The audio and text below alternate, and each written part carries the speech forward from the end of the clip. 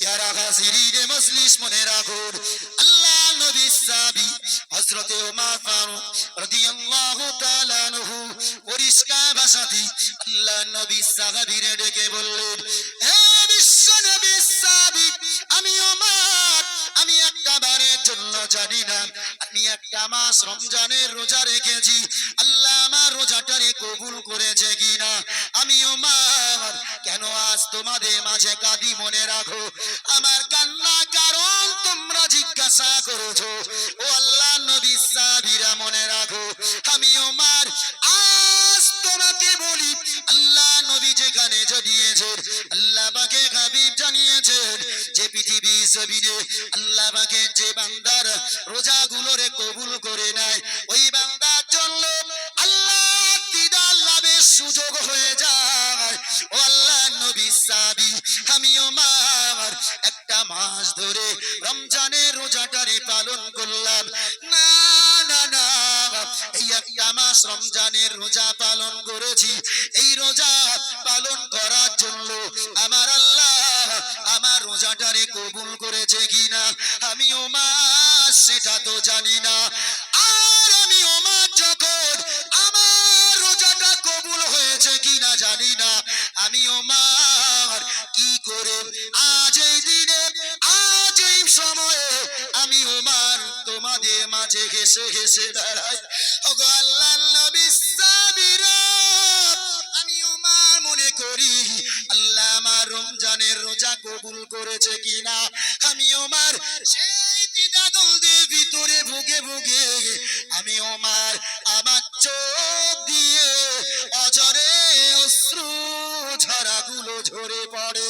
একটু জোরে সরে বলুন সুবহানাল্লাহ।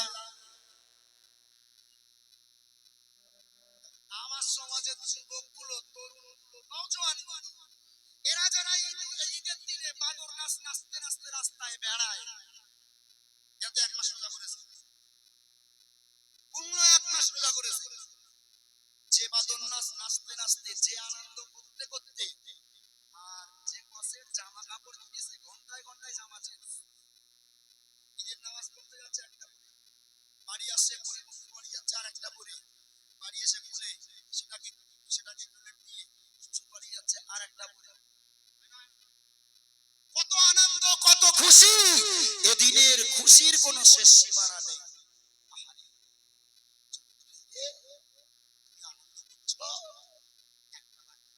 একটা বার কি চেতনা ফিরিয়েছো, একটা বার কি চিন্তা করেছো যে রমজানের 30টা রোজা তুমি রেখেছো, এই রমজানের 30টা রোজা তুমি পূর্ণতার সঙ্গে আদায় করতে পেরেছো? তোমার বুকে হাত দিয়ে বলার ক্ষমতা আছে তুমি রমজানের 30টা রোজা বিশুদ্ধভাবে তুমি আদায় করেছো? তুমি আনন্দ না, তোমার জন্য আনন্দ, বরং তোমার জন্য ওই ঈদের দিনে তওবা করতে হবে, ঈদের দিনে বেশি বেশি ইস্তেগফার করতে হবে, ঈদের দিনে বেশি বেশি তোমাকে রুতে হবে, কাঁদতে হবে,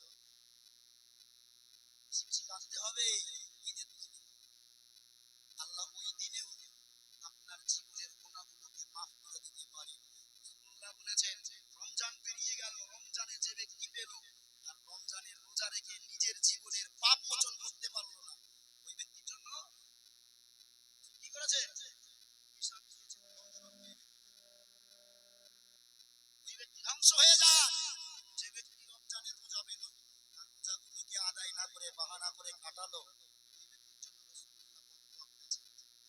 সম্মানিত হাজিরিন, আমি একটাবার আপনাকে চোখনা ফেরাতে করে ফেলেছেন, এখন কি আপনার রাস্তা নেই? অবশ্যই আছে। আপনি বলেছেন এখনো সময় আছে, ফিরে আসুন, তওবা করুন, এখনো আপনার রাস্তা আছে। তুবু ইলাল্লাহি তাওবাতান নাসুহা, তুমি যদি তোমার জিন্দেগিতে এখনো তওবা করতে পারো, মহান আল্লাহ তওবাটাকে কবুল করে নিয়ে জিন্দেগির পাপগুলোরে maaf করে দেবেন। সুবহানাল্লাহ। ভাই, আমরা মনে করি নৈরাশ হয়ে যায়, আমরা মাঝে মাঝে বিশেষ করে বর্তমান সমাজের আলেম ওলামাদের, বিশেষ করে